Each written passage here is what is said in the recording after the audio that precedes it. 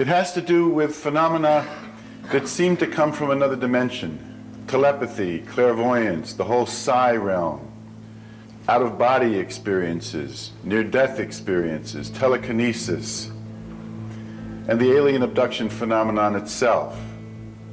That is, phenomena where they may manifest in the physical world, but they seem to originate in some other dimension, something unseen. It's not possible. We don't have a place in our worldview for beings, energy, entities coming from the other dimension and crossing over and showing up in our reality. We've spent hundreds of years building up a worldview that says that's not possible. I think most of the problems we face on the planet now can relate to the inadequacy of the dominant paradigm, which says something like we are alone in a lifeless universe unless we find radio waves coming here.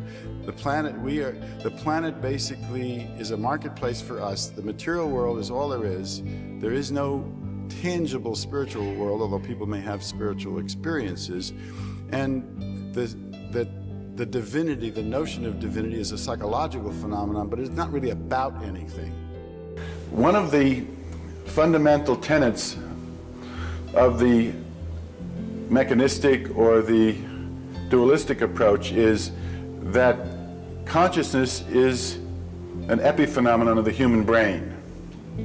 So one of the assumptions we have to challenge is that one. In other words, that if we're going to study these subtle realms, which involve consciousness, and as we've heard, the relationship of consciousness to the material world, we have to recognize that consciousness, spirit, self, soul, all those realms have a life, have an existence separate from the physical body. And then from that, it follows that the primary task that experiencers will talk about, and which I think they communicate to us, is that our primary responsibility at this point is the stewardship of the earth, is the caretaking of this planet, of this home, because this is what someone said in the book, this is the planet of choice.